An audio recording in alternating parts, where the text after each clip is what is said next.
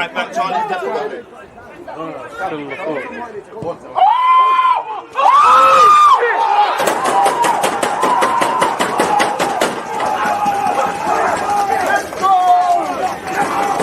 People deluded, I'm back again. Come on, Ian, man. Come on. There's always just that active and that defending. I think it's like.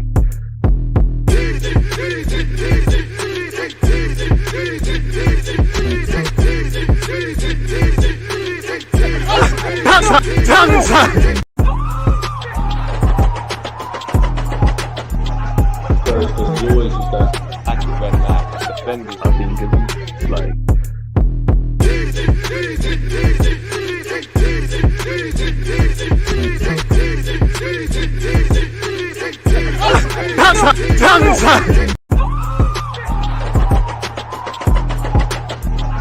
There's always just that active and that defending. I think it's like.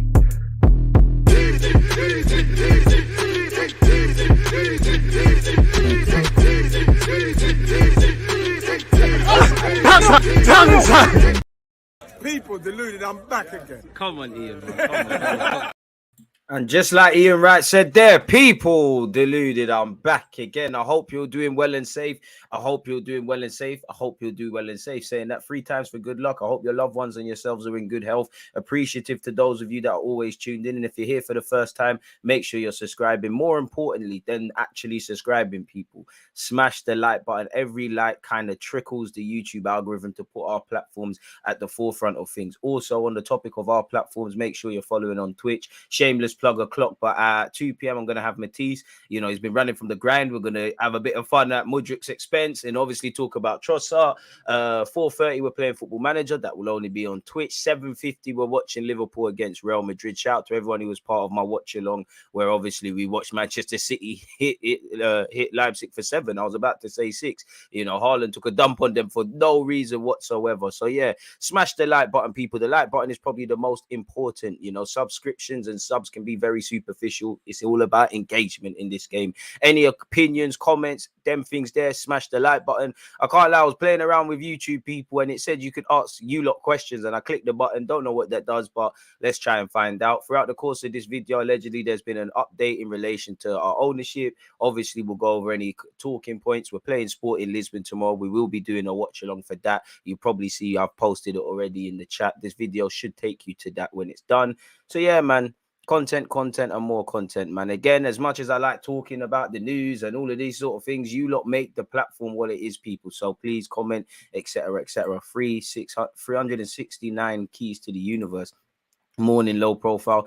I imagine it's to allow Josh to make moves without always having to call daddy Stan. I mean, let's be honest, you know, when Stan Kroenke moves away from all of his business and he divides, I don't know how many sons and daughters he has, but you know, probably Arsenal will go to Josh Kroenke. He's taking a more hands-on approach than his dad. In many ways, he's like his dad. In many ways, obviously, we're now seeing at Arsenal Football Club what we wanted to previously see with our owners. I kind of judge the Kroenkes on their principles. They've shown across all of their sporting aspects, they'll get the people in place, whether that's Tim Lewis, Arteta, Edu, Vinay, etc., etc., etc., and they'll kind of leave them to their own devices, which obviously has its pros and cons. Same way, if that was an owner that was probably a bit too hands-on, buying players, making decisions without necessarily letting the people he's employed do the decisions, then it doesn't make sense.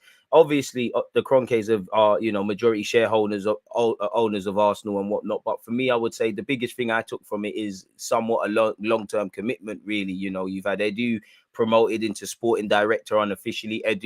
Arteta, sorry, he's gone from being head coach to the first manager per se post Arsene Wenger. Obviously, where the players are concerned, we're trying to commit those that can to new deals, etc., etc. So it's just long-termism in terms of the project, because while we're moving along, we haven't achieved anything yet. We haven't achieved the fruits of our labor. You know, if this tenure under the Kroenkes or under Arteta or Edu is over, while they could all be proud of what they've done, the same goes for the fans. Nothing's been achieved, really. There's nothing set in stone for us to look at in 10, 20, 30, 40, whatever many years we have on this earth to look back on. So we need to just keep moving in that direction, people. Keep your thoughts, etc., etc. Come in, let me make a timestamp. Yeah, man. Fractured my leg. Also, various reports that Numwary is set to leave. Listen, Ethan's a baller.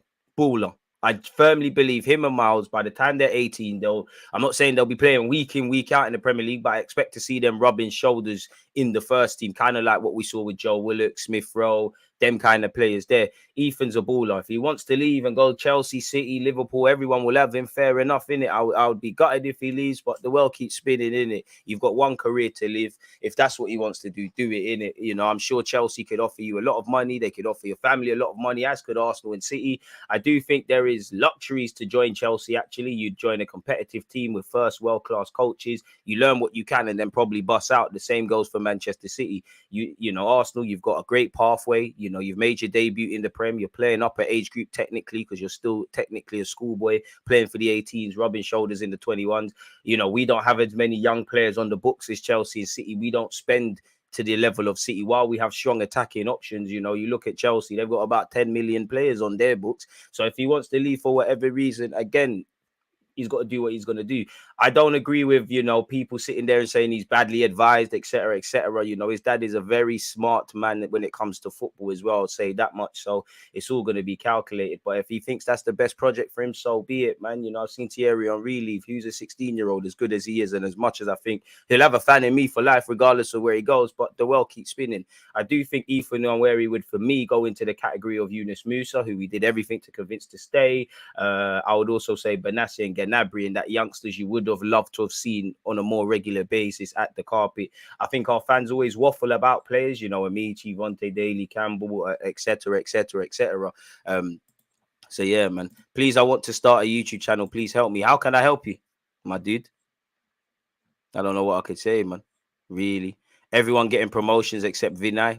Is there any higher he could go? Sell Eddie and Balogun and buy Ivan Toney. I hear it. Ivan Toney's got a lot of qualities. You know, Balogun, you could sell him while his stock is somewhat high. Eddie and Nketiah signed a new deal, firmly a rotation option. Can the club do anything to make Nwaneri stay? I mean, all they could. If I do you know what? On one hand, I think he's gone. On the other hand, I think, you know what, with, you know, the longer you kind of withhold from committing your future, you kind of get some quote unquote insurances. I don't know. I'm not privy to any information, but if I was in Arsenal's case, I would say, listen, the manager has utilized you in some aspects. You've trained with the first team. As I said earlier, you're playing up at age group. There is a pathway. You know, yes, Chelsea has a bunch of Cobham lads, and technically you could say Rico Lewis and Foden at City, but who's really doing it like us? Saka, Smith Rowe, Eddie and Nketiah. Balogun's technically made his debut. So I think they've probably given him a pathway, probably given him assurances of a pro deal. Obviously, a scholarship would be a formality. Beyond that, what more can you do? You know, what more can you really do? If the man still says, the young man and his family still say, I want to leave, then fair enough, go do your thing. You know, as much as I think he is a star in the making, the club's going to keep spinning, really and truly, man. I don't care about Nwaneri. Miles Skelly is the one we need to keep at all costs. I care about both of them, but, you know, if he leaves and Miles goes to the first team and becomes a 20, 30, 40 million pound player, then job done, really and truly, kind of with Joe Willock, where the club said, you know what, Joe Willock's the one we're betting on. Probably, I'm pretty sure around that time you saw Dragomir leave, another one who's not really doing nothing. Josh De Silva left because there was no pathway. The club, for rightly or wrongly, put all their eggs in the Joe Willock basket, and that man's come through the academy, been sold for 30 odd million, won an FA Cup. You know, that's a success story. I think it technically, hey Len, it costs, in terms of running costs to run our academy, I think it's 1 or 2 million quid. Joe Willock was sold for 30. You got, you know, you pay off that for a few years, it's done, isn't it? So it is what it is. It be, you know, and I do think for a variety of reasons, every club has to be braced to lose players. You know, we are going to lose players. We did everything to keep Yunus Musa. Him and Miguel Aziz at the time were playing in the under 18s when they were schoolboys. But it is what it is. If man wants to leave, innit? Like, what more can you say, really? Like, quality player for the, you know, for the last time, quality player. Ethan is a quality player. He's very humble. He's got a wonder of a left foot, very good and cute in tight spaces, a typical Arsenal footballer. But if man wants to leave, he wants to leave, innit? Like, you got one life to live. It is what it is, really. Mad's timing. I echo the morning people in DG. Come on, big up yourself, Zed. Does Vinay report to Tim Lewis then? I'd imagine that's the big homie. You got, like, I don't know how much you can see my arms, but you've got the Kroenkes. You've got Tim Lewis, because we hear Tim Lewis is Kroenke's done, you know, so he's the eyes and ears on the ground. Then you've got Vinay, Edu, Arteta, and obviously the players and anyone else filtering through. So I'd imagine quote unquote reports. You know, you'd imagine Tim. Obviously, you got Richard Garlick in the mix as well, man. I completely forgot, man. You know, you said you fractured your leg. Again, wishing you a speedy recovery, man. Play the goal line clearance. Oh, I don't even have it to hand, man. Keep your opinions coming. Daniel Ek must be loving it. Well, I'll never forgive Daniel Ek for that capping he was doing, you know. Devil's advocate, the Daniel Ek move gave Kroenke the kick up the backside. Probably. I hope it's a love story breaking the youngest player record, but I agree with you. I as well, man. I as well. Mavididi, but Mavididi, do you know what? Mavididi did the right thing. He said, I'm going to Juventus because I can play technically Serie B football, train at Juventus. He got to train with Ronaldo, learn what you can at Juventus, playing against grown men off the back of a loan. He knew he weren't going to make it there. And now he's cutting his teeth in Liga last time I checked. He did his thing, man. Bit harsh, but yeah, man. Talking about some school kid that ain't done nothing, Amari Hutchins. I leave Amari alone, bro. Amari Hutchins is by done. One day everything will be revealed, did it? That's my Achilles, but don't you worry about nothing. He's playing for Jamaica as well, so immediately best player in the world. I've never seen that Jamaican done that Chelsea apparently signed him, but he's the best in the world as well. Balogun scored for us in Europa. Our academy is nuts, and I barely remember Gnabry actually touching the carpet, only away games. Boy, I remember I don't think he gets credit for the 2014 FA Cup run. You know, Gnabry should have been here in it, but it is what it is. I'm reminded of Nketiah Tomiyasu performance versus City at the Emirates last month. Disgraceful performance, and that's Kevin De Bruyne's first goal and assist since October in all comps, World Cup included. Bad games happen, innit? You know, Tomiyasu hasn't really, you know, to be honest with you, I'll say his most positive game in a hot minute, Tomiyasu, was against Sporting. He's looked off it. But I'm not going to draw out Tomiyasu. Bad games happen. You need to slap yourself, hold yourself accountable for them meaty games. But you locked up Mo Salah 9 times out of 10. Tomiyasu is someone I rely on, and I think you're a valued squad member of this team. So I'm not going to just gas up one good game. I'm not going to turn on you for one bad game. So that's still my guy. Eddie Nketiah, whether we believe he can cut the mustard, be a reliable long-term option and push Jesus is another thing. But credit to the guy. He grabbed us 3 points against Manchester United. And to be honest with you, he did what he could to deputize for Jesus. And largely he did all right, really and truly. If anything, you know, with Eddie Nketiah, you probably have to look at the manager, as much as I like Arteta and whatnot, to say why you're using these guys. But I think they've both done all right. Whether they're good enough, it is what it is. I rate Balogun, but some of his goals are fugazi, bare deflections and pens. For me, with Balogun over there in France, yes, I love the fact that he's got 16. He set himself the target of 10 league goals. He's got 16 in like 26, 27 games. It's more what, for me, it might sound stupid because strikers are judged on goals. Well, really, you know, as much as they're judged on goals, you know, there's some strikers that score bare goals, people say, but they don't get assists, they don't have the general play. Some people that do the general play thing don't score enough and whatnot. We've seen this with Aubameyang and Lacazette firsthand for us North London fans. But for me personally, I like to look at the 90 minutes and what you're doing across the 90. I don't think his general play at the moment is probably enough to push into Arsenal's first team on a consistent basis, but he's moved forward in that regard. You know, he makes good runs. He's even against Monaco, when they were defending the lead, he was providing a good option, winning 1-2 fouls. This is what I want to see because that's what's going to get you in the Mikel Arteta team. You know, it sounds stupid, but arguably, and you do need to score goals, but all-round game, as you said there, arguably, it's what you're doing without the ball that makes up if you're going to play as a striker, because Jesus, he has the capacity to score a lot more than the 5 he's got. Is that the most important thing with Mikel Arteta's deployment of him? Or is it how he presses, how he, you know, pulls out to the left-hand channel, all of these things? Balogun isn't going to return and be the finished article and a madman now. It doesn't work like that. I know in today's day and age, a young player is rated at 16, 17, 18. Everyone starts waffling and then they just think it happens at 20. You know, he's still a baby in terms of strikers' ages. You keep using the examples of Jamie Vardy, Harry Kane, and Aubameyang. I hope Balogun can have a career like these lot. Well, where trophies are concerned, definitely not Kane. But where were they at his age? And I'm not using that to gas up Balogun or mock them. My point being, Vardy was doing snus. Kane was probably on some meaty loan. Aubameyang, you know, wasn't doing them funky hairstyles. He's still a young bull. So it is what it is, you know. And you know how Arsenal fans are, or just football fans. If Balogun signs, comes back next season, he ain't cut the mustard. The same fans waffling about him playing would say, oh, you should have sold him and whatnot. That's why I think a decision shouldn't be made. But what I would say with Balogun, he's ticking along. He's built on the experience of the Middlesbrough loan. He's been exposed to a higher division and he's doing better in the second loan spell. He's become important at Reims. He's putting himself in the shop window. Whether these clubs are legitimately interested in Donny or not is another thing. Smash the like button, people. But he's getting interest. The same way Arteta, Real Madrid links and things, you wouldn't get that if you was Mendy, would you? Or Saka, Saliba, Martinelli linked with a new club every day. Probably not so much Martinelli and Saka now because it looks like they might be signing a new deal. Bro, it was, bro. What was Vardy doing, blood? So what you're saying is Hudson-Odoi still has time to make, bro. As much it's all banter for Hudson-Odoi. End of the day, he's living the dream, bro. Man's playing a top division football and all of them things. There is time for the penny to drop, but the penny needs to drop really. And I think decision making, where you look at a lot of players in general, you know, even like Reece Nelson, to a degree, Jadon Sancho, Hudson-Odoi, I would say Anthony at Man United, and there's many. It's the speed of thought, it's the decision making that is really holding these guys back, or the consistency and needing to discover themselves. And I think all of these names I said, they've not been helped by this new age stuff, like where they're the next this, that, the third after 2 minutes, really. Not to discredit anything. Key thing for any striker is confidence. Copper comment of the live stream, like you said, confidence. Like I always say, confidence, competence, consistency. Through what he's doing, he should have confidence that he could come back in August, or better yet, May, July, June, whatever. Have an honest conversation with Arteta.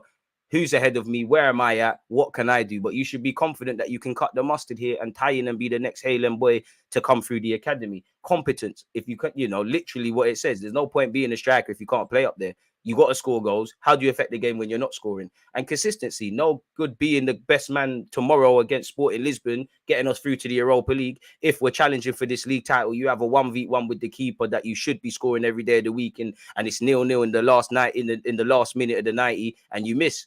These are the things. And again, he's not going to be the way there. And you know how strikers are weird. How many times you saw it with Martinelli, you know, when strikers are weird, and I'm sure you see it in Sunday League. They might not bag for 2 games. They start looking a shadow of their former self. They bag once, they bag again. They start trying things that they weren't doing before, and everything touches the gold, whether it comes off their shin pad, whether they hit it from 30 yards. Strikers are the most emotional players, in my opinion. And I'm sending in directs because I know a couple of my Sunday League teammates are listening, man. Man said, Mount or McAllister, if you could sign one in the summer. McAllister. Rumors are getting mad wild. Imagine Vardy came and was playing with Sanchez and Ozil. It would have been lit because Vardy, in a nice way, he's on the scumbag thing. He just wanted to score goals and do the mad celebrations. It would have been lit. He'll be wasting years of his career being a backup to Jesus and Nketiah. But that's going to happen at a top club. You know, you look at City, they've got Haaland, who probably is not going to be there too long. He'll probably end up at Madrid, smash the like button one day. They've been linked with Osimhen. They've been linked with KK, who plays out wide. They've been linked with actually a next striker whose name's evaded me. It comes with the territory, really, really and truly, you know. Raphinha, big fish in a small pond at Leeds. You've gone Barca. You're not doing the job, which he's actually performing well, and we'll get on to that. Dembele's there, etc. That's what happens. Obviously, at this moment in time, if, you know, putting myself in Arteta's shoes, which I can't because I'm not him, have an honest conversation with Balogun. Obviously, if I pretend for this example I'm Arteta, the first thing I'm going to do is whatever scouts and coaches and the loan manager, whoever is watching Balogun consistently, what can you tell me about him? You know, what can you tell me about how he's developed as a person? Because that was something Arteta was big on. What can you tell me as a person? What is his worst games? Not his best. What is the worst games? And how did he do in that? How does he affect the game when he isn't scoring? How has he reacted to setbacks? Show me the goals he scored. Show me the pressing statistics and all of that. Then I would go and take that and have an honest conversation on top of what Arteta already knows about Balogun and say, listen, right now, you're probably behind Eddie Nketiah. I'm not saying you're better or worse, but you're probably behind him. You went on loan. He's at the club. He's the second choice striker right now. You're obviously behind Jesus. We have obviously got Trossard and Martinelli who can play up there. If you think you can mix it in, give me until January. And probably, if I'm honest, like with this season, it's probably the second half of next season is where you'll probably see other people get opportunities and things like that. First half of the season, there was evidently rotation and all of that jazz, but it weren't really so much as now because injuries, fixture pile up, etc., etc. And that's where Balogun's got a decision to make. If I'm Arsenal, again, he's contracted until 2025. It's 2023. Within the next 12 months, we've got to make a decision. Ideally, we renew his deal. We give him, for me anyways, we renew his deal. We give him an ideal world to be renewing his deal. Give him a chance. He does what Smith Rowe, Saka, Eddie, and all of these guys are doing, progress to the first team. If not, retain any sort of strong position that you've got on selling him for top money and loan him out again, really. Because if he doesn't go and do this next season, and again, people need to remember that form is going to fluctuate. If he doesn't do this next season, people are going to say, oh, was it a fluke, etc., etc. He's still a young man. You know, when you look at Balogun's career statistics, people, You know, how many has he got 100 career games to his belt, under his belt? At 21 years of age, 22 this 2022 in July. And this is all assuming Balogun wants to stay. To play devil's advocate, once you get a taste of playing important games, playing in the top division, might be difficult to sitting on the bench, if that, because if you remember, you know, Arteta might even bring in a next attacker. And, you know, on right now, between Eddie and Nketiah and Reece Nelson, one of them probably misses out on the bench off the back of Trossard signing, you know. Whether you're a striker, a cam, a winger, there's only so many players that can start the game and be on the bench. You got to remember, Mikel Arteta also has to make sure if something happens to the left back, the right back, the centre back, the goalie, there's them man there on the bench. So, yeah, man, Balogun's doing his thing. But you got to remember, people, he's played 10 times for Arsenal Football Club. How many have been 90? He's played 10 times for Arsenal Football Club. He played 21 times for Middlesbrough. Currently, he's played 28 times for Reims and has 17 goals, 16 in the league. So he's still a baby in terms of football, in terms of real proper football in the senior game. He's played 18 times in the Championship and 26 times in Liga. How much is that really? So he's not going to be the finished article. But again, going back to Copper with comment on this of the stream, for me, he's going to return a more competent, a more confident, and a more consistent player. And he might have that. You know, obviously everybody develops at different rates. Eddie and Nketiah didn't have. I've said it before. I actually feel when Eddie came back from the Leeds loan, he might not have played, but he looked a bit stronger because I'm sure we played Newcastle and Everton. I went to the Emirates and his general game was good, but it didn't work out for him. Smith Rowe was on the scene for a minute. At one point, it looked like he might even move on. Went Huddersfield, back again. Saka, obviously, it went lit for him. Martinelli's had to be patient, a bit like Eddie on the peripheral things, rotation, first name on the team sheet. I do think people really underestimate, you know, how, and I don't like to do this youth thing because to a degree, youth might be irrelevant if everybody's young in our team, how difficult it is to be consistent at the highest level. Let's have it right. Is for all the top 6 clubs. These players will live or die by every performance, man. In our system, I currently see Balogun switch to a winger if he stays. He's a counter-attacking striker currently. I don't know about that. Balogun is always going to score. He's a real striker. Certain man costs 80 million from the Ukrainian league and people disrespect a Liga top striker. I think being a starter at Milan, Brighton, Newcastle, or somewhere else might appeal to him more than being held on the bench every week, which is true. But, you know, is he necessarily going to be a starter at Newcastle? Is he necessarily going to be a starter at AC Milan? Is he necessarily going to be a starter at Brighton? If it was up to me, new loan, hopefully Vieira stays at Palace. If Palace struggle to score goals, you've got Mateta and Eduard and them kind of brothers there. Bro, go over there and score some goals, man. Go over there and score some goals. Keep the link going. No worries, Starboy. Goals are goals. We barely had the luxury of any deflections last year. Like you said, they all count. You don't get 2 goals for scoring a screamer. They all count. We know Balogun lives and breathes and eats goals. That's what I think he's shown. But it's the general play and everything else that comes into it. He's ticking along. Tommy is kind of getting Pepe treatment, getting thrown in at the deep and then axed out constantly, even with good games. Bit harsh. I don't believe that personally. Imagine looking at Chelsea loans, scams of 1 million players and thinking I want some of that. But then again, if he was to go Chelsea and he starts playing, what am I going to say respectfully to him? Like, what could anyone tell him? 62 likes, keep it running, people. Keep it running. Keep your opinions coming and things like that. We'll get into the talking things and all of that in a sec. But I'm really enjoying the conversation from you lot. One love, people. And don't forget, Shameless. But later today, I've got Matisse on the platform. We'll be live at 2 p.m. I think my title is actually Mudrik, who Trossard is better than him already, man. I'm sending shots from early. Later today, we're watching Real Madrid, Liverpool as well, folks. Tomorrow is obviously Arsenal Sport, and you can see all these links being dropped in. This will be across Twitch and YouTube, apart from Football Manager at 4:30 Twitch gang. And obviously on Sunday, Arsenal play Crystal Palace. If you're not going to be there, please hit the like button. Let's get the YouTube algorithm going. How do you feel about Raphinha DG? I think he could be a game changer.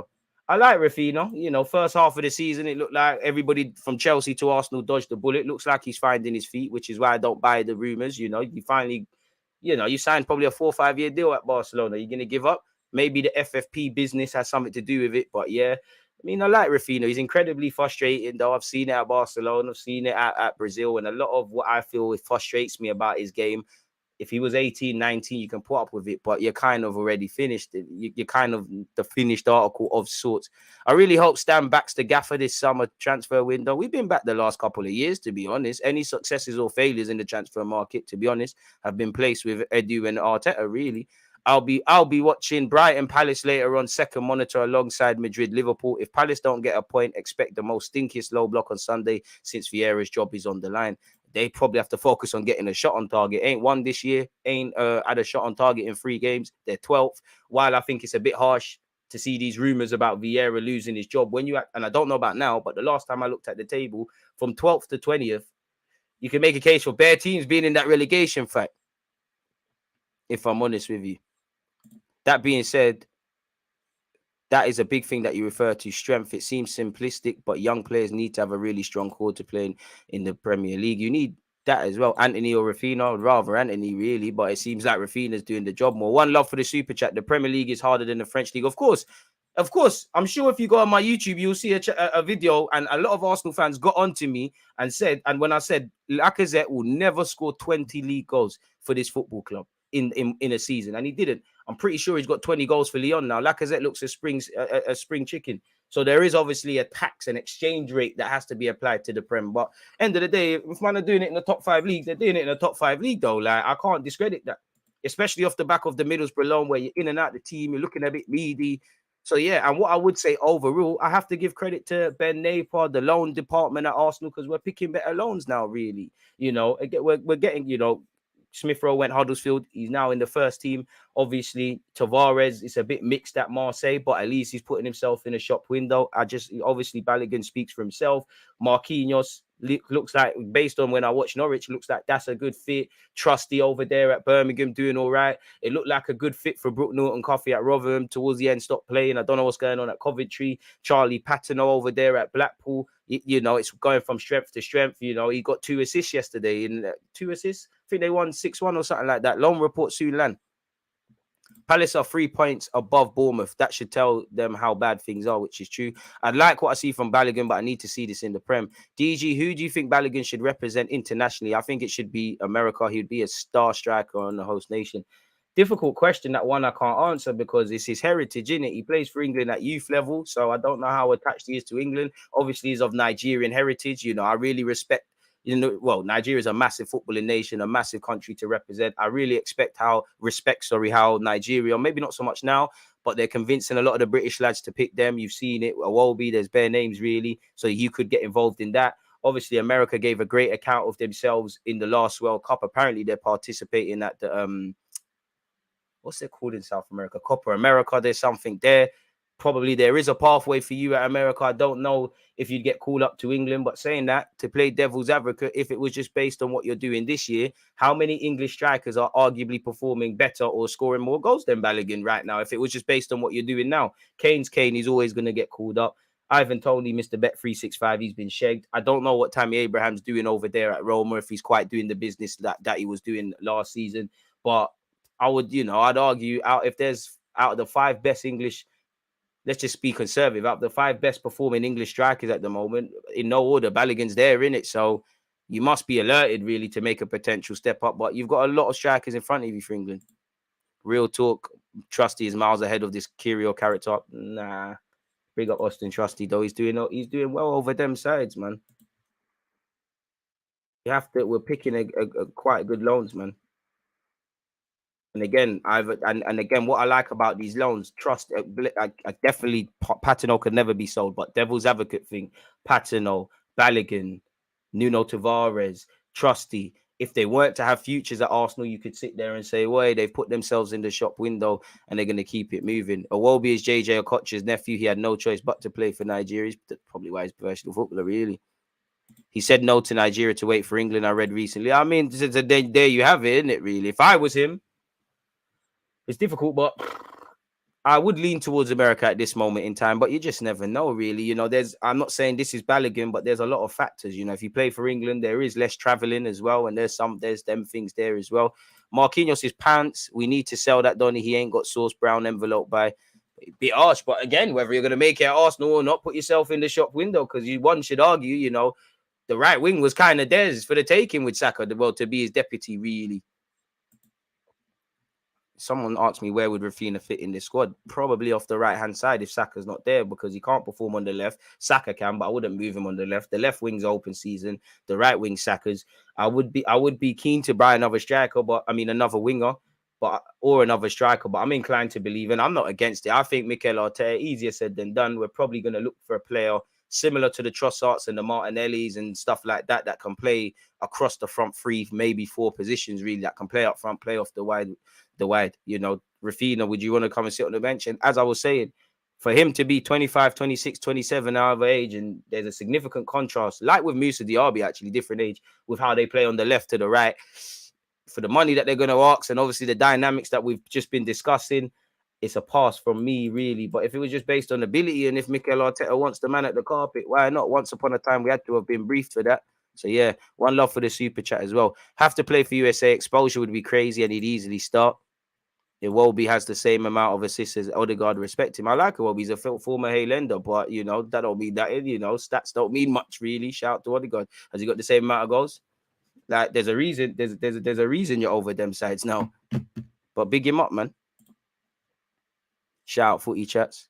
What else have we got, man? I'm really enjoying the conversation. Martinelli is about to beat Lacazette's best Premier League goals tally. Mad to. The one who needs a Palace loan spell is Vieira. Maybe Patrick could coach him. Vieira be all right, man. I'm keen to. You've got next season for me. You got a tax for this year. Really, give me Victor Osimhen next year. Dream. Norwich fans are calling for Marquinhos over their players, and the guy's 19, brother. Exactly. So he's doing his thing. Put yourself in the shot window. He had a dream debut as well. All I want from Marquinhos is to put yourself in the shot window for Mikel Arteta, or to turn that 3 million into 30 or 13, or just a profit. Because sometimes signings go wrong. There's nothing wrong. Let's just assume Marquinhos was a dud, just like Tavares, who actually is a dud. Make a profit on the 8 million, keep it moving. Or Lukonga, who I still got some faith in, but whether you cut the mustard is another thing. Turn that 17 into 27. Let's keep it moving. You know, sometimes signings go wrong. We've made bad signings. We're gonna make bad signings time and time again. Our hits, our how do I make it make sense? Like, our success rate is a lot better, but we've still signed some duds under Mikel Arteta and Edu. You know, for the Ben Whites, for the Ramsdales, for the Trossards at the moment, for the Jorginho at the moment, for technically Thomas Partey. If you want to force it, Xhaka an extension and a new lease of life. Saliba, new lease of life. And you get where I'm going. Tomiyasu, Zinchenko, Gabriel Jesus. We made some good signings, but we also gave Aubameyang a new deal. We also signed Cedric, Marie, and Willian. Where are they now? How did that work out? We also signed Tavares and Lukonga. Didn't work out. Things go wrong. In the same way, you're not going to win every game in the Premier League. You're going to lose some and draw some, unless you're the Invincibles. Not every club can do that. But you get the point. These things happen. What does this mean for signers? Not a clue. We need to read that statement, man. Let's get into it. Odegaard has 10 goals. Iwobi 1. Big up Iwobi, man. Let's not draw him out. Big up Paul, man. Hey DG, big up yourself and the nation. I'd love to see Balogun get a proper chance at Arsenal, but if Arteta don't fancy him, then we need to sell in the summer, as I have to trust the gaffer's judgment. I hope he gets a chance, but at the same time, we're going to be in the Champions League. I want us to do what we're doing this year. Can I really bet on Balogun at this moment in time? When you lot know me, not a single person loves Haaland more than me, or waffles on YouTube about more than me. I want them to be given opportunities, but you're in the Champions League. There's a degree of expectation next season. Obviously, when you play young centre-backs, young strikers, you need to give them that capacity that they might have bad games.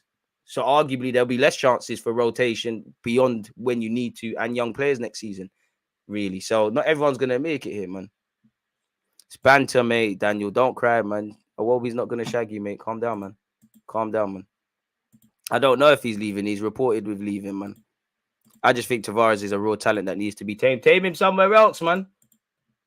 I'd love to be proven wrong, but boy, you're not making the grade. Some of our fans sit there and say, oh, make Tavares a left winger. Really?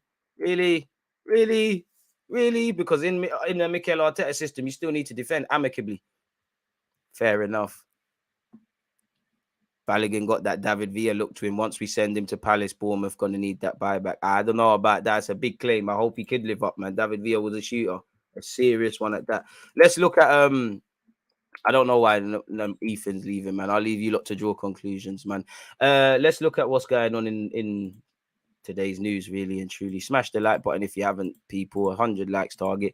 I haven't read this, so let's see what this is. Updates to the Arsenal board. We are pleased to announce Stan Kroenke and Josh Kroenke have become co-chairs, whilst Tim Lewis becomes our chief vice chair. Okay. The appointments are a recognition of how our leadership structure has evolved over the past several seasons since Kroenke Sport and Entertainment assumed 100% ownership of Arsenal Football Club in 2018. Stan, Josh, and Tim have worked together to drive our club forward, and their appointments bring clarity to our structure that reflect their roles and responsibilities and will ensure we continue in our pursuit of progress and success. Obviously, that ties into Edu's role changing previously a few months ago, and Arteta signing a new deal and also becoming, well before that, but going from head coach to manager.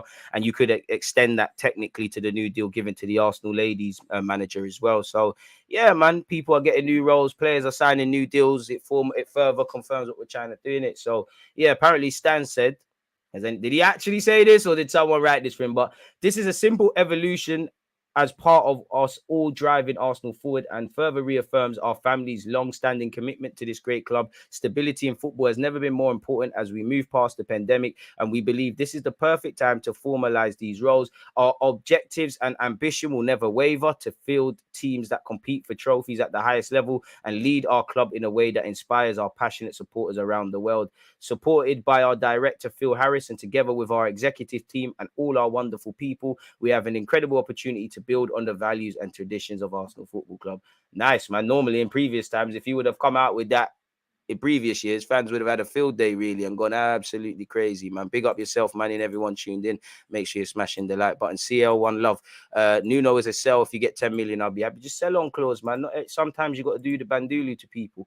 So that's that in relation to Stan Kroenke, people. Should we look at what's going on in terms of other news? Premier League clubs, Arsenal and Chelsea are interested in signing Barcelona winger Raphinha ahead of next season. Some reports also say Newcastle. According to the Spanish outlet, Arsenal and Chelsea are interested in signing Raphinha in the summer. Both of them tried to get him last summer. He went Barca. They've got Mudryk. We've got Trossard. I don't know who Mudryk is. Never seen him play. Has he played a Premier League game or done anything? I know about Trossard's 3 assists though, but fair enough. The 26-year-old has not lived up to the expectation in his first season at Barcelona. Despite that, there's still a lot of interest in his services, with the 2 London clubs ready to pay 70 million euros for him. Is he worth 70 million euros? Off what he's shown at Barcelona at the moment, probably not, even though of late he's found his form, in my opinion. Obviously Barcelona are going through some financial issues and every week there's a bit of drama. So on top of both clubs being interested in him in the past, and obviously with what Barcelona are doing off the field, maybe this is a bit of creative journalism, people. Raphinha came into the light after an impressive spell at Leeds United in the Premier League. To be fair, he did all right at Rennes as well. His performances attracted a lot of interest, and the Catalan giants Barcelona managed to strike a deal for his services last summer. They paid 60 million euros to sign the 26-year-old, beating Arsenal and Chelsea to his signature. This is all assuming the player wants to give up on his adventure at Barca. And are they in, be fantastic business, but are they in a position to make a profit? 70 million is too much. It's euros, so what's that, about 60 odd? Ironically, I'm not saying this right, but that would surely be cheaper than what you would spend on DRB or any of these guys that other guys have been linked with. They have been in a financial crisis for a while now, and Barcelona will not be able to spend on signing reinforcements in the summer unless they make some big sales. They could thus look to sell the 26-year-old and raise another 70 million euros. That is just 10 million more than what they spent on his services. So you could probably imagine, him, Fatty, quite maybe Kessier. A lot of people are going to be linked with moves away, really, for Barcelona. If they want to get closer to Real Madrid, they're going to have to. Raphinha is so overrated, it's a joke. Stunk up the World Cup as well. Raphinha's departure will give them some air to work for new arrivals ahead of next season, blah, blah, blah. Meanwhile, London clubs Arsenal and Chelsea are keen on a 26-year-old who has 18 goal involvements in 37 outings this season. Chelsea were interested in his services last summer but lost out on him. They are willing to return to the table in the upcoming window. I mean, how many players, let alone attacking players, do Chelsea want or have on the books? So surely they'll have to pattern things. But we'll have to offload a few players before they can make a move for the Brazil international. Smash the like button. Meanwhile, Arsenal, who are currently leading the race for the Premier League title, are also keen on signing Raphinha. They are all set to return to the Champions League after 7 long years and want to add more firepower to take the next step under Mikel Arteta's leadership. Arsenal were interested in signing Raphinha in January from Barcelona, but they could not meet Barcelona's financial demands. However, they are set to return in the summer, and it'll be interesting to see if Raphinha wants to return to England or stay in Spain for another season. I reckon he picks the latter. Barcelona are very happy with Raphinha, but let's see what happens with FFP, says Fabrizio Romano. And then again, there's some statistics saying that he's kind of found his form of late, people. Apparently, he is now the second joint top goal scorer at Barcelona after Lewandowski, moving on to 9 goals and 9 assists for the season with 18 goal contributions in 37 games. He is averaging just under 1 every 2 appearances. His winner against Athletic was the second in successive weeks, both from Sergio Busquets' assists. So, yeah, people, he seems to be finding his feet. Would you want to give up at this moment? Broski is saying Raphinha is not my Broski and he doesn't want him at the carpet. Fair enough, but that seems to be that really. Big up Pep Guardiola, you know, he said he's speaking to Sky Italia. Napoli are perhaps the best team in Europe this season in terms of playing style. They are close to Arsenal. Then Milan are back, Inter are back too. So, yeah, we spoke about this, and check out my other videos, people, on my platform, my playlist, my other videos, all of these things. I don't believe the Raphinha links. I do think there's an admiration. I do think if he was available, then Arsenal might listen, but it's a myth now, really. We tried to get him. It was a myth then. Inter Milan are struggling financially and could be forced to accept a lower fee for Arsenal target Denzel Dumfries than they expected. Sources have told Football Insider that a bid of between 40 and 50 million could be enough to prize him away this summer. We did try and get Fresneda. Big up Charlie Patino. He played 83 minutes. People provided 2 assists in Blackpool's 6-1 win against QPR. Love to see that, man. Big future. Bukayo Saka has said he don't need any rest, people, but sources have told ESPN, as is the case with many clubs, Arsenal have been in regular dialogue with the referee bodies PGMOL after most matches this season, and the fouls and unpunished fouls on Bukayo Saka was mentioned in those conversations. No to Dumfries. It doesn't make sense to me. He replaces Saka, right? Can't have another £70 million player on the bench. City got that. So I could argue we need some top class players to fight for spots and that, but I wouldn't advocate that to the reasons you're saying. It's Saka's role to lose, really. What happened to Facundo Torres and Trusty? Trusty's over there in Birmingham. Facundo Torres signed a new deal at his club, innit? One love for the super chat. Kroenke made £2.2 billion profit on Arsenal. He needs to give Edu and Arteta a bigger budget. I hear that, but if they've tried to go over Raphinha, tried to spend money on Vlahovic, tried to spend the bag on Mudryk, then he has given them money. He's given them the funds to give Aubameyang a new deal, then tear it up. But, you know, give Willian a costly deal, then tear it up. So as I said earlier, I do agree. You know, we'd love to spend a lot more money, even though we've been spending it. But any successes or failures in the transfer market has been because of Edu or Arteta, rightly. I mean, if they signed him, I wouldn't be against it, really, because in theory, you want to bring players that are better than what you have. And I'm not saying Raphinha is better than Saka, but if there was an Alexis Sanchez out there that could sign for us, whether you're going to play him on the right, probably on the left or up front, I'm not going to say no to it. We need curtain raisers. And look at City. Obviously, we're not going to spend the money like City, but they've got big players that would be idolized and worshipped, playing week in, week out. Other clubs on the bench. Grealish was £100 million man on the bench. He fixed it up. Golden boy Phil Foden, you can play everywhere. They've got the same. So we're gonna be in that scenario. Of course, I would rather us sign someone that's a bit more cut price, someone that has scope to grow and things like that. But if we're looking at curtain raises, it is what it is. Don't believe Dumfries not good enough on the ball. To be fair, I don't think he's good enough defensively. I think he's better there. I wouldn't mind Tomiyasu as a centre half. I don't think we're getting Raphinha as well, but don't shoot the messenger, man. Patino, Trusty, Miles Skelly need to be in the preseason tour, give the kids a chance. So, yeah, man, it is what it is in that regards. What else? Mikel Arteta is apparently undecided about letting Kieran Tierney go, but 35 to 40 million could be enough for Arsenal to sell. Newcastle have a genuine interest, and watch out for Aston Villa and Monaco too, says Ben Jacobs, people. I think we're all bored of hearing about this. Is this the... Oh, you can actually look at this. I thought this was the one behind the paywall. So, yeah, man, apparently Ben Jacobs also said Tierney ideally wants first-team football and that he was also encouraged by Arteta to fight for his spot. 40-50, it is what it is. Tierney held face-to-face talks with Mikel Arteta to better understand his future and was encouraged to fight for his place, so an exit is not guaranteed. Even Arteta is still undecided whether to let him go, but it will also come down to whether Tierney is satisfied to be a squad player. If Tierney says, I want out, then I think he's gone.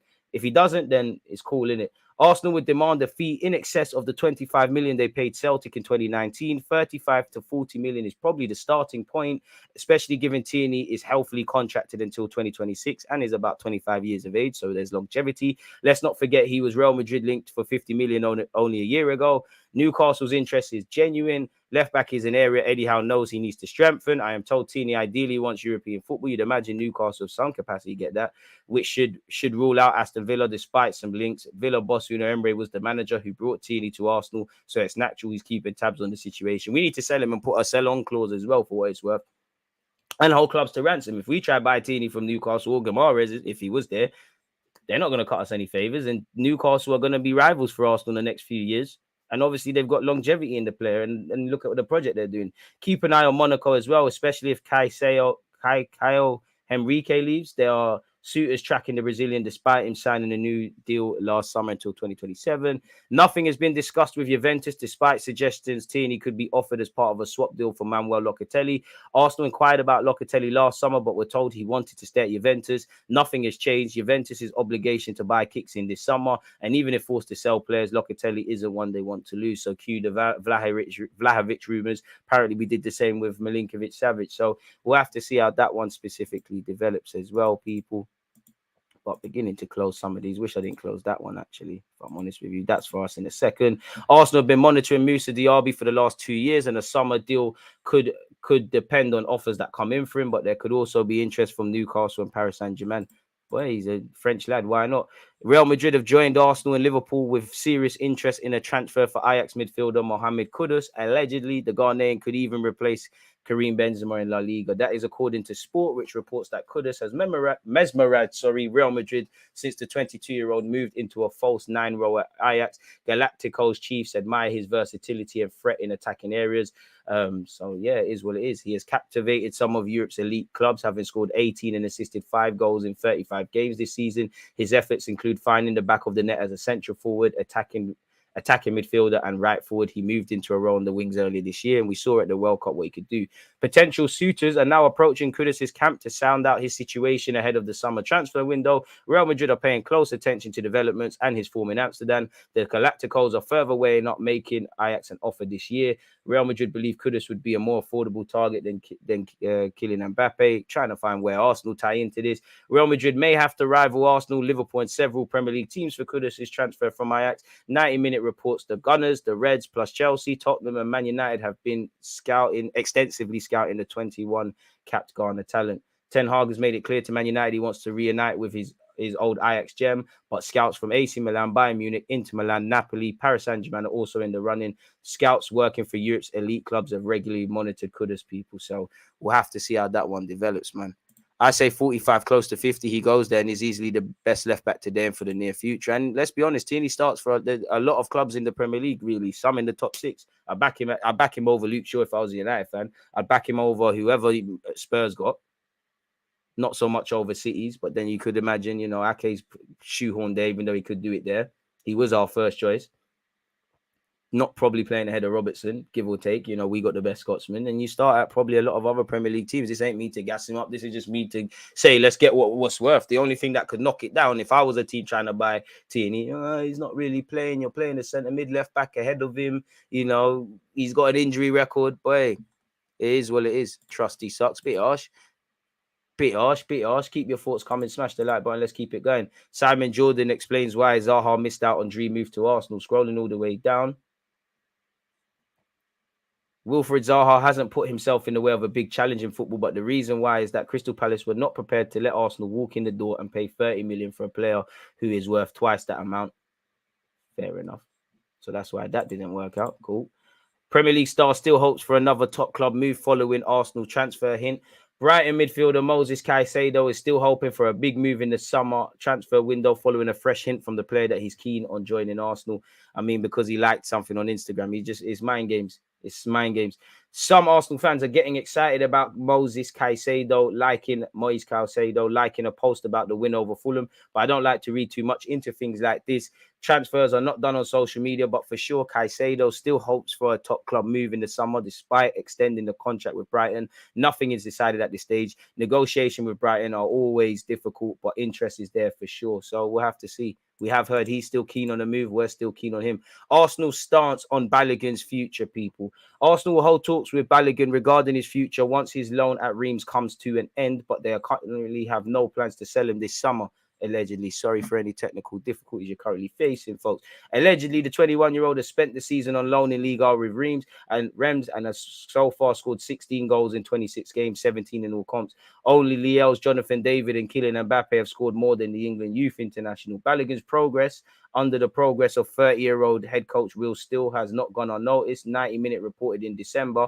that Arsenal were even considering recalling the striker due to Gabriel Jesus' injury. Naturally, 90 Minute understands that Balogun and his reps have been contacted by various clubs to express an interest in his services. Whether that correlates to a bid is completely different. But as it stands, Arsenal are not in a hurry to cash in on him and will discuss his situation upon his return to North London this summer, which I think is good. Indirectly, we're probably drawing up what we need to, but he just... There's no point. Obviously, he's looking towards Arsenal, but you owe it to everyone connected with where you are at your current club to just focus on that. Really, obviously, he's got one eye towards Arsenal, but just focus on what you're doing at Reims. Anything that happens or doesn't happen will happen, in it really. So we'll have to see. Really, I think everything's up for debate. As many titles as possible. Player hints that Wolves' exit has big plans for the summer. We've been linked with Ruben Neves, and apparently he's had to say this on his future. I'm extremely happy here at Wolves, but obviously in terms of my career, I'd like to play in the Champions League. It's one of my goals to try to win as many titles as possible before I finish my career. That is a goal of any player, to be able to play in the biggest competitions in the world, to be able to play at the highest level. He ain't done that since Porto. His contract expires in 2024. He was linked with Barcelona and Man United, and us. Don't know what will happen there, people, but we'll have to see in it, really. So closing all of that. Chelsea players offered himself to another club at London meeting, intends to leave the Blues. We were linked with Kovacic. I'm having Kovacic, people. Apparently, he's been speaking with AC Milan, having played for Inter. So we'll have to see how that develops. If we're going to continue our theme of buying off Chelsea, Kovacic is allowed. Arsenal likely to demand 40 million euros at the very least for a player in the summer. Huge potential on display. This is in relation to Balogun, credited, as you can see, Inter Milan and AC Milan. AC Milan needs strikers. Inter Milan needs strikers. So probably this is where it comes. With 16 goals in 26 league games, he has shown he can find the back of the net regularly, which Arsenal can always do with. And those in charge will need to decide whether to sell him for a nice profit or keep him around to compete for a spot. Should the former idea prevail, then a big fee will be slapped on his back, far greater than the 20 to 25 million euros valuation that has floated around of late. Inter Live have their say on the matter, stating Inter Milan will have identified huge potential in Balogun to the point of wanting to try and make a serious attempt for him in months to come. However, that will be complicated because Arsenal still don't know what they want to do with him. And if they do decide to sell him, they could ask for, at the very least, a figure of around 40 million euros. It all depends on what Mikel Arteta wants to do with his squad next season, what he feels of the strikers he has now, who comes into this club, who doesn't leave this club, what Balogun wants to do as well. So I have to see, but top money, man. If you was to sell Balogun for 40, 45, you was to sell Tierney for 40 odd million, 45 odd million, you're bringing in 80 odd million quid, give or take. And that's before you talk of freeing up the resources. If you get 100 grand a week, Cedric off the wage bill, you get Pepe's wages off the wage bill, Marie the same. We're all Monza fans for this season. Hopefully they stay up, and any other players really. And let's just transfer fees or profits and wages. Let's just band it under resources. You've got stronger resources on top of what Stan Kroenke or Arsenal already have to play with, because if you've got 70 odd million to bid for Caicedo, the same fee for Raphinha, the same fee for Mudryk, there must be Vlahovic the last year, there must be some money there to do something. And I'm not advocating spending big for the sake of it. Smash the like button if you haven't done such already. So that's that. We made it happen. Agent details how Edu jumped to secure Arsenal signing. Second guy that's come out, Trossard's agent came out and said that his agent said, basically giving details on how the move to Arsenal came to light. 2 days before the transfer window closed, we saw that Chelsea worked to sign Enzo Fernandez. Edu Gaspar wanted the boy, in brackets Jorginho, so we made it happen. A new project. He did very well at Chelsea, winning a lot as a team and personally. So there you have it. And then when asked if there was requests from Italy, Santos' agent said, not for January. We had talked to some teams for July. Fair enough, but he's our player now. Doesn't seem bothered. Arsenal man's attitude slammed, getting worse and worse. Boy, this is in relation to Nuno Tavares. Tavares is getting worse and worse. Marseille as a whole are less performant, but certain individuals are too. It's the case of the Portuguese, who frustrates both in his choices and his attitude. On the left, he often made the wrong choices, lost 25 balls through poor passes or wrong runs. When I say it, people say I got an agenda. Just happened to be watching Marseille. He crosses to the front post when Milowski is free at the back post. Decision making in the final third. It's overrated. The worst remains his attitude. I don't know for his attitude. I think that's harsh. He is nonchalant defensively. He jogs and doesn't seem bothered. He's at fault for the first goal, not watching the ball and allowing Ahmadou to shoot. On the equaliser, he allows the cross too far from his man and his lack of aggression. I mean, I don't think there's anything to, unless Tavares wakes up tomorrow and defensively he's amazing, there's nothing he can help Arsenal with. Everybody talks about Saka needs rest. He needs rest. There will come a point where he does, but You know, I can sleep for the rest of the summer. Bukayo Saka dismisses burnout concerns with Arsenal star facing a potential 63 match season. Session really had to do that. But then again, you look at it ended at the end of their year, end of their season, sorry, end of their career, sorry. What happened there? I'd say mentally, I'm just happy to be on the pitch. If I put it to you this way, would I rather be injured or on the pitch? I want to be on the pitch. If I ask myself when I was younger where I want to be, and it was on the pitch, playing for Arsenal every week, competing at the highest level, I'd take it. So I'm happy. I just want to continue to push to the end of the season. Then in the summer, I can lock myself in my room and sleep for the rest of the summer, people. Shout out Bukayo Saka. Make sure you sign a new deal, really and truly. So that's that. Again, I get kicked a lot, but I'll never complain. I just want to improve for Arsenal. Saka said some more stuff. It can mean you're a top player, but at the same time, I'd prefer other compliments. I'm sure you would, but you're a marked man now. You're a known hitter. People know me more now. I've played more and more football, more and more at the higher levels as well. So they will know more with my game. They will know more what my game is about. So they'll be setting up plans to stop me, of course, and foul me and stuff like that. It's normal for most wingers. The same happens for most other wingers in our team and the league. When they play, I just have to keep adapting, learn how to play 1 versus 1 or 2 versus 1 or 3 versus 1, whatever it is. Just keep developing. That's the beauty of the game. There's always going to be something different every week. It's about me trying to break it down and ultimately winning the game. Big him up. I can't come out and start complaining that I'm getting fouled. It doesn't make sense. I'm not going to get anywhere with it. Arsenal have had meetings with... Sorry, Arsenal... This video is putting me off. Pause that. Arsenal have had meetings they need to have with referees and stuff like that. I feel like we just take it from there and see where they get us. The way I play, I'm always going to attract contact. I watched Alexis Sanchez a lot growing up. He was a special player. I loved many things about him. That's one of the qualities he had. He always got up fought to the end. You could say I took that from him. But at the same time, I have my own goals and ambitions. That's also part of my drive. Fair enough. Wise words. He's talking about the types of balls I receive as a winger. If you receive the ball on a touchline with your back to the defender, even if I'm a defender, I'd do the same. Come in straight and fast, close you down. So, of course, there's going to be a lot of pressure and a lot of contact. I think he's talking about those types of balls, the types of balls where I don't have much space to maneuver and the defender can close me down really quickly and be really aggressive. And he talked about his finally, Saka talked about his targets. He said, I'm not going to say if I'm close to, but no, I haven't hit them yet. In football and in life, I've matured a lot. 20 league goals, 20 assists. Same for Martinelli. Same for Fitzsmith-Rowe. Same for you, Martin Odegaard. At least 10 goals, 10 assists. If you could get 20 league goals, which Saka, you're on it, 11 or something now?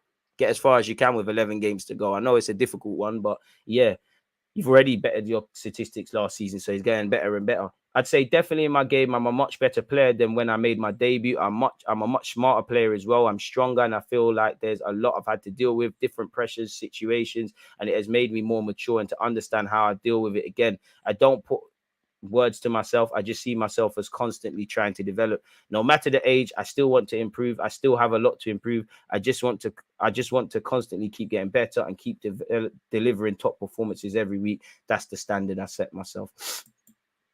So proud. Apparently, Liverpool are involved where it comes to Declan Rice, people. I don't care enough to read that. More on Arsenal keeping an eye on an alternative to Declan Rice. But didn't we hear Declan Rice is the number one target? We then have our eyes on Zubimendi based on reports. And then it's Caicedo. And they're going to price him out of a move, really, which is calm for Brighton. Specifically, though, the Evening Standard said, I feel like Arsenal's priority is going to be Declan Rice. But if you're looking in a year's time, Jorginho will be out of contract. Mohamed El Nene will be out of contract. And suddenly that number 6 position again with Thomas Partey being a year older looks like it needs filling. So I think he's a player Arsenal will keep an eye on. But for the summer, I would say Rice is the priority. Fair enough. There you have it, really. Big up Zinchenko. You look at his progressive carries, people. This has no relevance to the video, but the man's everywhere. Like, he's everywhere. Predominantly down the middle and down the flanks, people. Everywhere. Right centre mid settings as well. What a player he has been for Arsenal Football Club. Completely irrelevant statistics as well while we're here, people. There's no doubt Arsenal have got themselves in a good position. When you look at league finishes, people, boy, I'll leave you lot to look at this. We don't know quite where we're going to be here. I think you need about 80, 90 points if you want to win this league table. Since his Premier League debut in September 2020, no player has scored more Premier League goals from corners than Gabriel, with all 10 of the Brazilian strikes in the competition coming this way. Kane also has 10 people. Gabriel scored in 3 of his 4 Premier League games against Fulham. He now has 10 goals for Arsenal in all comps. Boy, Hudson-Odoi got 10 goals for Chelsea. His peak. Matisse, 2 p.m. on you. Arsenal Premier League goals scored this season, we have 62. Last year, we only got 61. The year before that, 55. And the year before that, 56. My word, we were really struggling. Arsenal have equaled their longest run of consecutive Premier League victories this season, 5 in a row. Keep it up, lads, people. Really. But getting back to this transfer news and wrapping up this transfer segment of our live stream, smash the like button and subscribe if you haven't. Arsenal slapped 35 to 40 million pound price tag on Kieran Tierney, according to Ben Jacobs. Arsenal are interested in João Palhinha of Fulham. Ramsdale wants to become a club legend at Arsenal. I spoke about that in the last stream that I did. Make sure you check that out and the cut up clips. Arsenal interested in Jonathan David, allegedly. Arsenal remain interested in buying Leverkusen's Moussa Diaby, and this says Arsenal remain interested in signing Moussa Diaby from Leverkusen in the summer. But Moussa Diaby's agents are in contact with Arsenal to try to work out a deal for all parties involved, and there is solid interest from Arsenal, allegedly. Arsenal interested in Sasha Boy from Galatasaray. As I said, Arteta allegedly prefers Zubimendi over Caicedo. Mohamed Daoud on a free transfer, allegedly. Fabrizio Romano has ruled out Arsenal moving for Osimhen. I don't have it confirmed as of now. Arsenal have Gabriel Jesus and Ketia Balogun, and also Osimhen's price tag will be really huge. I think Arsenal have different priorities for this summer, including a new midfielder. Reece Nelson has been linked with Brighton, Newcastle, West Ham, Crystal Palace and Brentford, as we don't know if he's going to sign a new deal. We've heard it before. Allegedly, we've held talks with Asensio about joining us on a free. We're still interested in Caicedo despite a new contract. We're interested in Locatelli. You can forget about that one. We've registered interest in McAllister. Fabrizio has played down rumours of us going for Lavia of Southampton, people. I feel like I'm missing out something. So there's that. I feel like I'm missing out something, people, in relation to Sergej Milinkovic-Savic. You know. Don't appear like there's nothing in relation to Sergej Milinkovic-Savic. Let's say the last 24 hours. Or just recently. Nah. So we must have already gone over that. Either yesterday or something. Maybe I'm seeing double or something, people. So yeah, ignoring that. That seems to bring a close to the transfer news segment of our live stream, people. So yeah, big up you lot, top conversation, etc., as usual. Keep your opinions coming. I've been airing you lot for a hot sec, so let's get back into what you lot have to say, people. Don't forget, people. Again, we're watching Real Madrid, Liverpool, Real Madrid, Liverpool later today. Smash the like button on that. Will be live from 7:50 at 2 p.m. I'm going to be live with Matisse, people. We're going to speak about Arsenal news, Chelsea news, have a bit of bants and all of that. Tomorrow it's Arsenal Sporting, so make sure you're here for that. On that as well, where would you lot actually? Who do you lot actually play, people? Do you go strong against them, or do you go with a slightly weaker team? I'm not too sure, because for me, it's a European competition. Win the game, play your strongest team, put your strongest foot forward, and then see where it goes from there, people. What's up with Stan Kroenke? Did we touch on this already? Yeah, we did, man. I think Savic is our backup if Rice doesn't go through. They're two different players, though, so I'd struggle to see the consistencies in that. But dear one love, I love Zinni. Death by passes. I'm here for this. 240 people watching. Rise up the like button. 231 love. Balogun's worth 50 million, but these Italian clubs are broke, and Arsenal don't know how to hustle, so a second loan is likely. Boy, I'm telling you, people, we're just watching SofaScore, saw his name pop up and thought he was the guy about winger, never at my club. That's in relation to, obviously, Nuno Tavares. Caicedo over Rice any day. Hey, DG, do you think Benny Blanco can become an inverted right back? As I think that's what Arteta wants on the right in the long term. He plays it a bit differently to when Tomiyasu and Zinchenko were there, purely because I think he gives Saka a lot, and, you know, Saka needs someone to take a player with him. So maybe, but I think he'll go back to centre half one day. I'd say 45 close to 50. He goes there and is easily their best left back today and for the future. Get Diaby to the carpet. Saka needs a rest. There's some youths coming through. Sego and Dewberry should feature in pre-season. Sego Jr. is pretty underrated. Don't know if he'll make the grade here. Same goes for Koza Dewberry, who's been our cup hero. 128 likes, people. It's amazing. Keep it going. Keep it going. Keep it going. So yeah, man. Love for the super chats as well. Again, get your questions in. What happened there? Oh, let me end that. Doesn't seem like. This will remove all the questions in the question list. I don't see a question list. So let me end that, because they're already asking it anyways, people, same way. So yeah, in relation to Arsenal versus Sporting, do we go strong or not, people? Arsenal Sporting preview.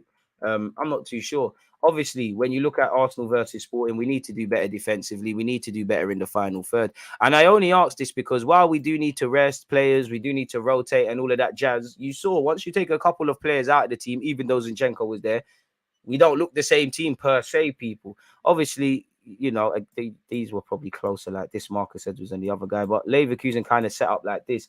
I don't know where I'd go. I don't think Matt Turner deserves to be dropped, but with it being 90 minutes away from going through or going out, with the exception of extra time, Matt Turner, if you start, you got my blessing. But if you put a gun to my head and we need to go through, I believe in naming your strongest team.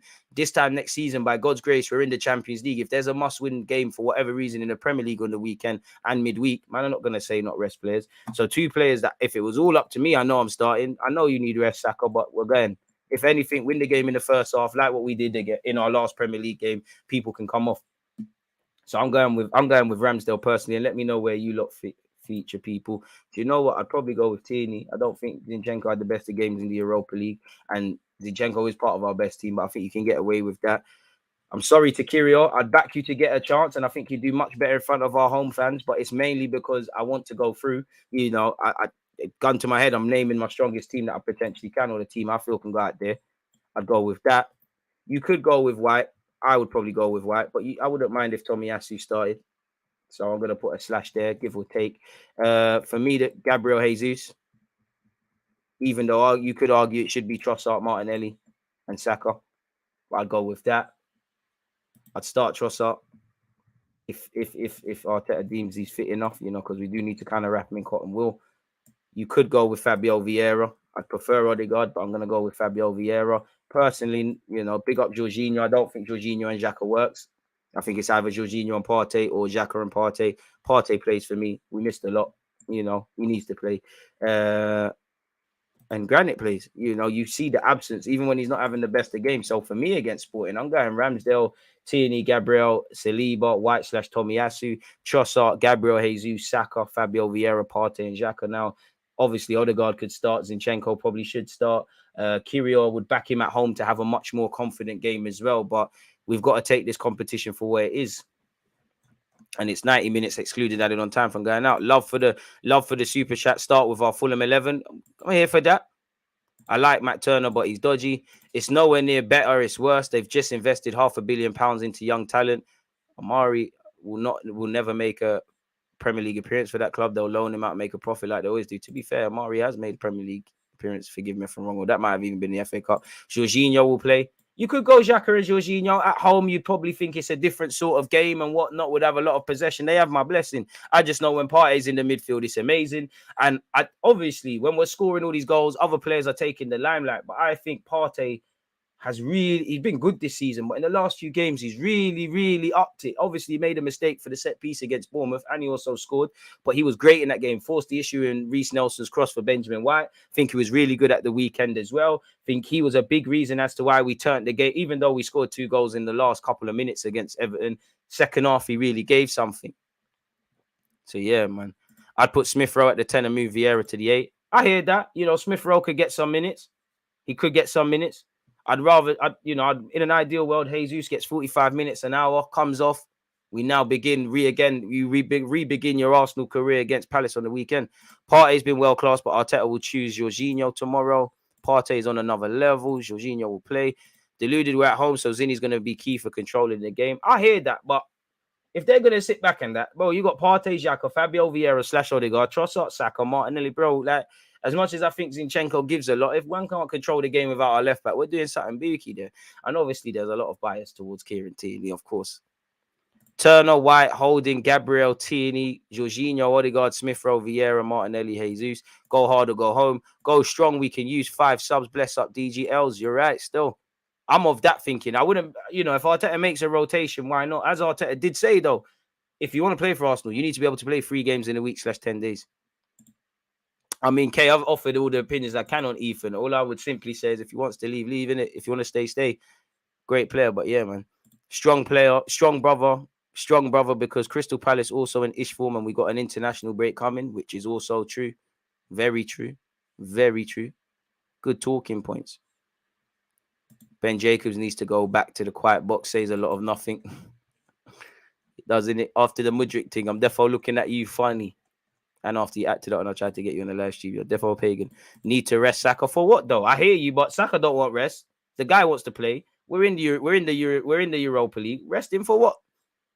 This is a knockout. We're in the knockout rounds of the competition against a team that gave us a lot of fight, whether we was poor or they were good or whatever, bro. It's an even tie in the second leg. I've seen us go out to Olympiacos doing nonsense. We disrespect them at our own peril.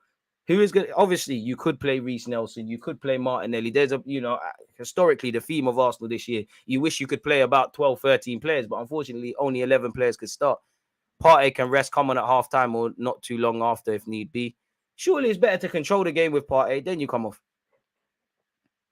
No, Saka does need rest and all of these things eventually, but bro, you're our best right winger. You're one of our best players. You're a match winner. You're one of our most decisive players.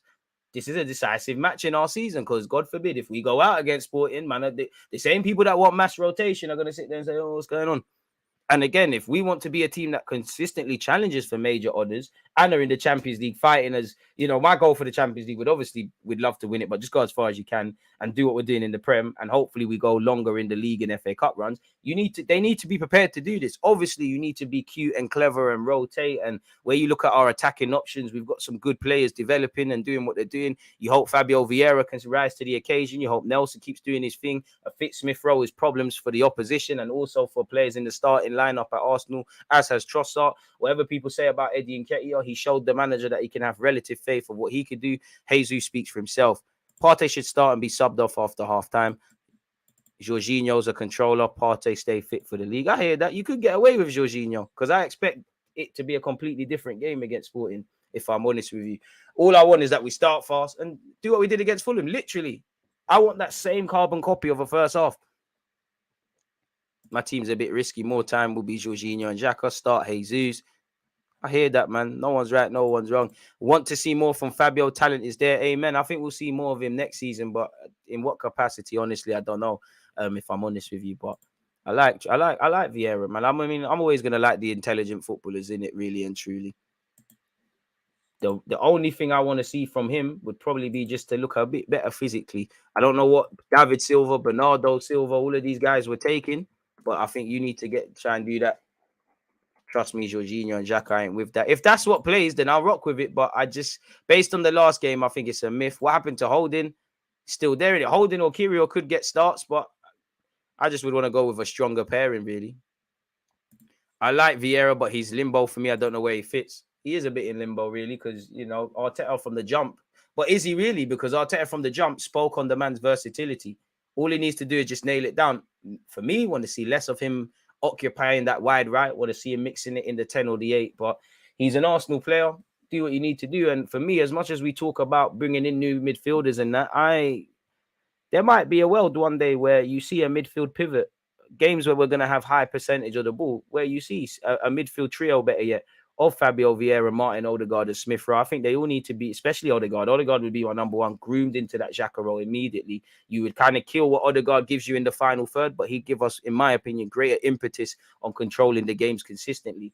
And obviously, if they could do that, you bring in a couple midfielders with years in their legs, and then within the next 18 months, 2 years, 12 months, whatever, the Jorginhos, the Xhakas, the El Nenes, the Parteys. I'm not saying to sell them or anything, but we start to shift away from relying on them per se, would be it for me, if I'm honest.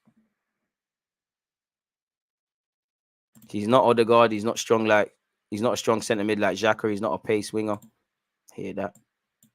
People forget Sporting has got a very strong counter-attack and Jorginho was struggling to track back in the last game. That's why Partey is so crucial from a defensive perspective as well. You'd imagine Arteta and the rest of the staff have a development plan for Fabio behind the scenes. They wouldn't have invested 35 million for him if not. Trust me, Vieira will come good. He has all the talent to shine. He's got a fan in me. I like him. I like the fact that he likes to pull the trigger and shoot. Just want to see him bulk up a bit and a bit more consistency.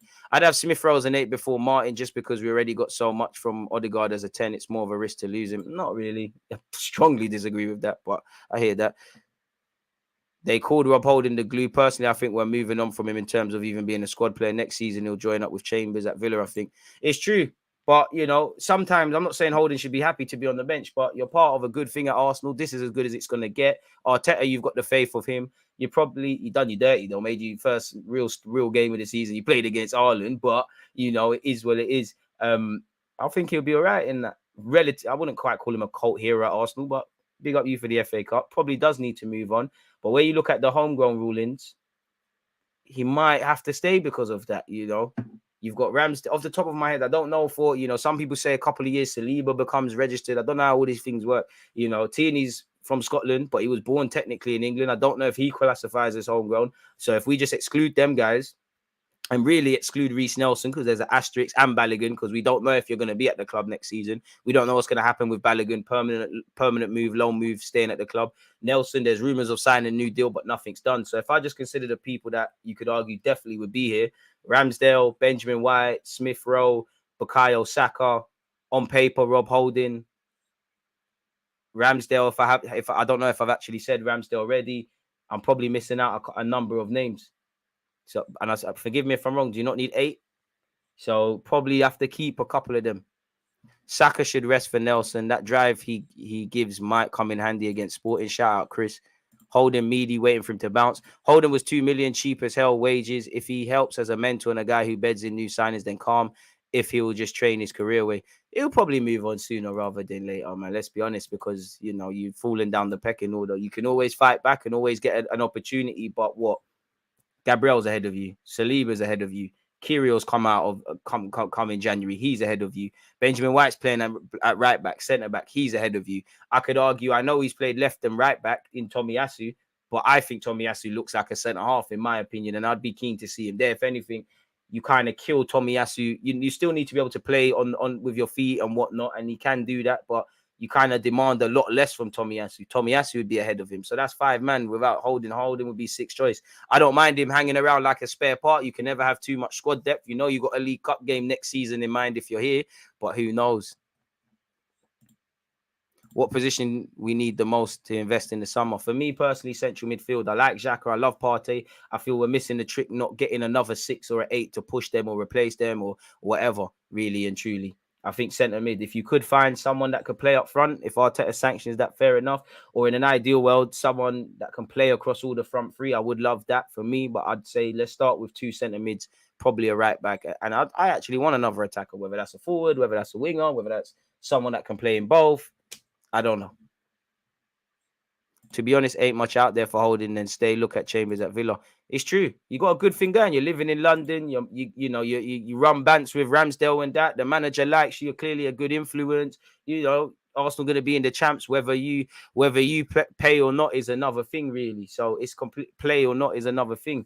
The only way is down. But it all depends. How good's your agent?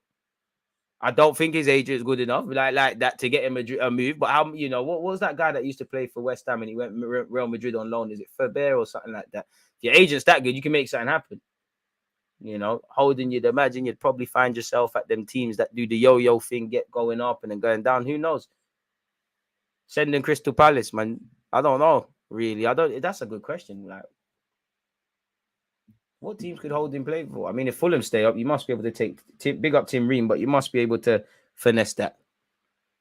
That's what I'm trying to think. How many teams does Holding actually start for? Bournemouth, easy. Let me actually, Premier League table.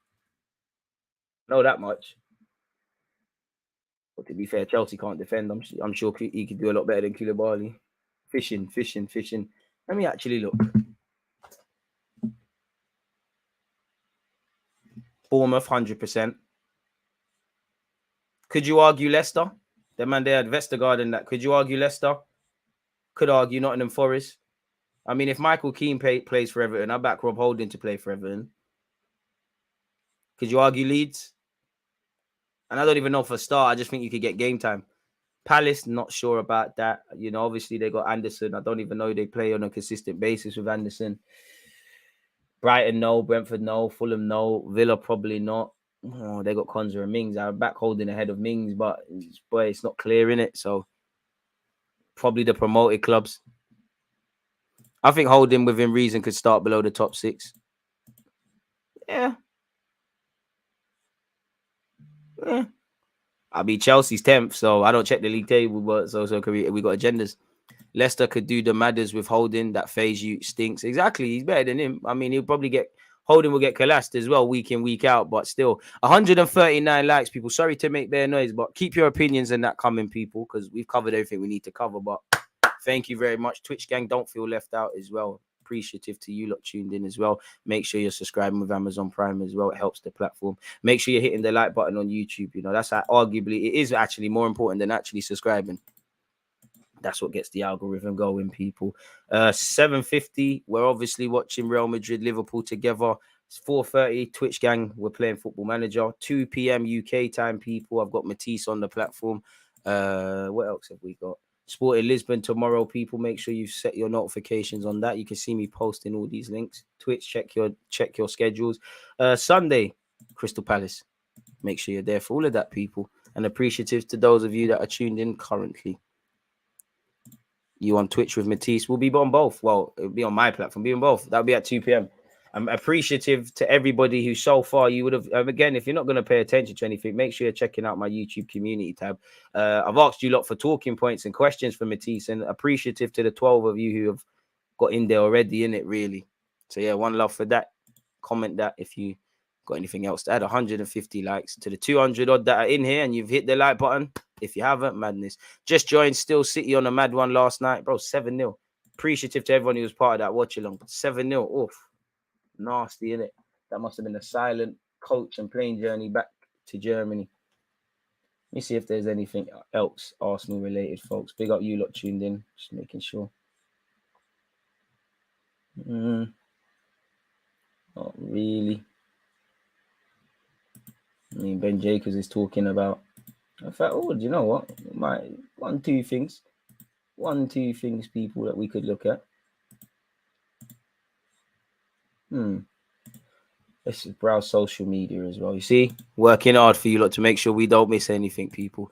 FM, are you not tempted to restart winter updates? You know what? I am. I am. I was gonna do that on Friday. I am. I can't lie to you. I'm poor at multitasking. You made me lose my trail of thought. DG, do you ever place the odd cheeky bet? Not anymore, man. I've won mad money. I've lost mad money. I told myself never again. There's been times where, like, there was a game a few years ago we conceded to, and I tweeted it. I was like, Jamie Vardy to score in the 86th minute. And he did, and it always makes you think, oof. Shout out Paul, who's a Spurs fan, he's always showing me his bets, and I'm like, raw, like, he's always supporting him. I'm like, raw, like, imagine. But nah, man. You know what? It just makes it a bit fun, man. But then again, there's too much anxiety. I had a point in my life where I was watching, not even watching, I'm betting on leagues in countries you don't even know that they have football leagues, let alone youth leagues and stuff. And when the fun stops, you have to stop with it, really. So yeah, man, it's an absolute Mazzolini doing all of that. So yeah, I thought, let me just leave it alone, man. Quick recap for those who came in. Recap about what specifically? I can, again, I don't know, man, but what I can do is provide timestamps. There you have them. And you lot can click the thing and do what you need to do. Worst hat trick yesterday. That's why you got 5, innit? Really. Big up yourself, Kay, as well. I see you commented on the Matisse question thing. Top 6, brother, not league now. Fair enough. Do we have a chance of getting James Maddison? Would he be a good signing? I think Maddison would be a good player. He's a player I've got a lot of time for. He's got that positive chip on his shoulder and all of that jazz. But it's not that we don't need him, but don't really need him, Again, I'm not saying he's better or worse for not bringing him in, but you've got Smith Rowe, Fabio Vieira, Odegaard. He kind of occupies these kind of positions, unless it's a super, super player, evidently better than what we already have. And as much as I like Maddison and he could be available at a cut price move and whatnot, is he many gears above Odegaard or Smith Rowe or, well, he probably is better than Fabio Vieira at this moment in time, but you get the point in it. It's probably not. If they were better, if you was to find a prime Mesut Ozil in already a congested area, then I'd be like, you know what? It makes sense. It don't make sense, man. He's being linked with Spurs. Yeah, stop doing all of that. DG, have you seen the Paddy Power ad where ex-players support City just to spite Arsenal? Pretty fun and accurate. I can hear that. Can't see Arsenal getting Maddison. That one's gone. Too much anxiety. I hear that. Can't enjoy the games as much. To be fair, I used to enjoy it a lot more when I had the bets, but it was filled with anxiety, though, bro. It was filled with heavy anxiety. So yeah, man. Let's quickly go over some more talking points, people. We're forcing it, but we have to force it for you, look. Yeah, transfer news extended, if we can call it that. Somebody said recap, so let me be a nice person and actually recap. In relation to Stan and Josh Kroenke, as you lot can see here, shout AFC stuff. Stan and Josh Kroenke have become Arsenal's co-chairs, while Tim Lewis has become the club's executive vice chair in recognition of how the leadership structure has evolved over the past several seasons since KSE assumed 100% ownership in 2018. Follow-up tweet. Stan Kroenke has said this is a simple evolution as part of us all driving Arsenal forward and further reaffirms our family's long-standing commitment to this great club. Stability in football has never been more important, and we believe this is the perfect time to formalise these roles. Away from that, people, Chelsea are tracking Everton relegation fight in a view to bargain Onana transfer. Onana, who's also been linked with us as well, so I'm sure if he goes down, he'll have plenty of admirers. Arsenal expert says Tierney is a player who's really open to leaving. Specifically, what was said. I think this is from Chris Wheatley. Tierney is a player who's really open to leaving the club this summer because he's not had enough game time. He's on course to win the league with Arsenal. Are we? I don't check the league table as things stand, but I don't think that will affect his position too much because he wants to be the number one left back wherever he plays. So you maybe not in the distant future, but with the way Newcastle are going, you really don't think Newcastle are going to bring in the next bad boy left back one day? You're 25. Let's assume you're there for 5 years. Really? Come on now. Anyways, I guess there'll be many who. Sorry, he's right. So that's what he said. I think that's the end of his quotations. Arsenal handed huge transfer boost as Lazio slash Sergi Milinkovic-Savic asking price in half. Let's see what happens, people. His contract is up in 2024. Apparently, he was on the market for 88 million last year, with some rumors even suggesting the Serie A side wanted over 100 million. But with the Serbian's contract expiring at the end of next season, Lazio would now reportedly accept bids of 44 million. His price tag could further decrease, with his reps looking to bring the figure down to 31 million. He's wanted by Juventus, and other sides are set to join the race for him, with Newcastle and West Ham recently linked. Arsenal are keen on strengthening their midfield after seeing bids for Brighton ace Moses Caicedo rejected in January. The club are also keeping a close eye on Hammers captain Declan Rice. Mikel Arteta already has Granit Xhaka, Thomas Partey and Jorginho as options, but this is not thought to stop him wanting another top addition in the middle of the park, people. So yeah, we'll see if the box-to-box Serbian international and current Lazio man stays. Carlo is a big fan. Real Madrid really like special Arsenal player and he wants to leave, and they might sell Mendy, people. Allegedly, people, Ben Jacobs has said something. I think we've seen this already.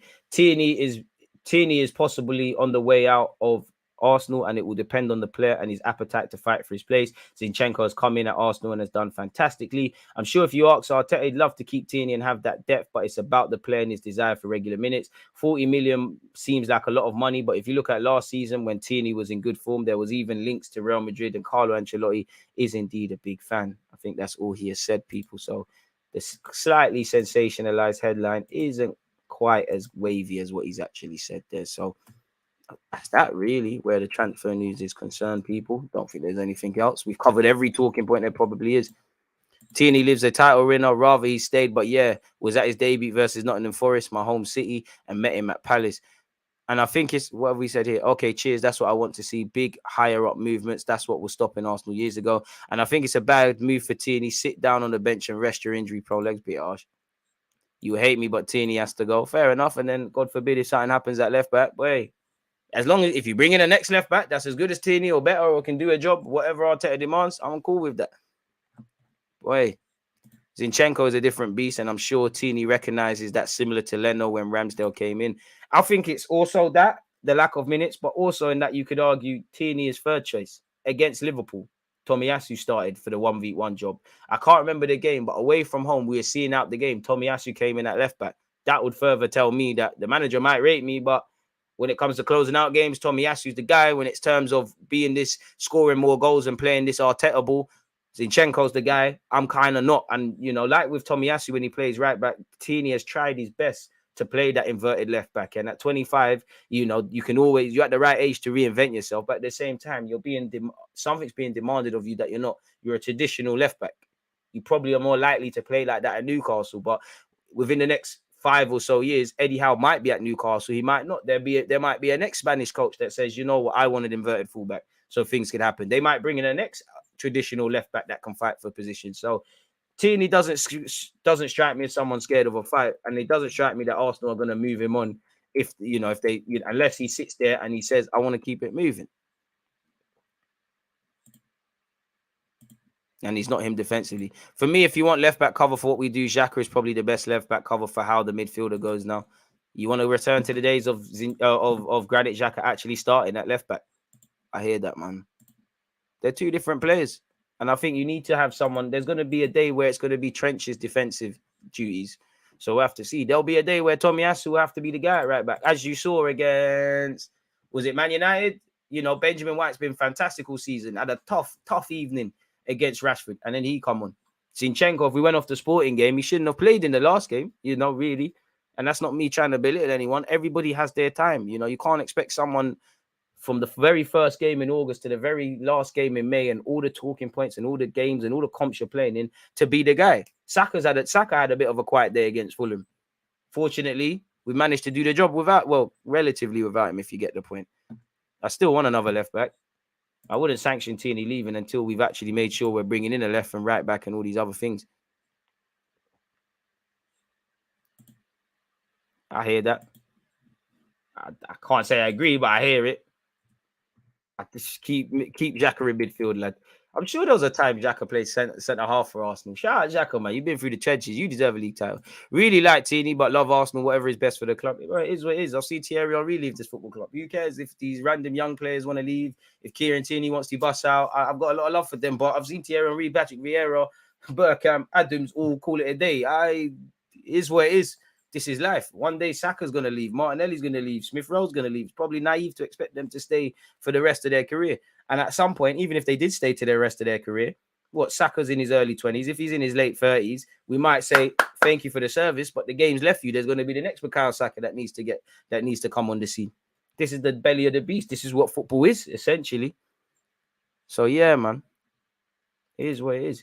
But with that being said, people, we've been here for just over 90 minutes. I'm going to love and leave you lot. Just let me go and have a quick lunch. And then I'm back again at 2 p.m. with Matisse, people.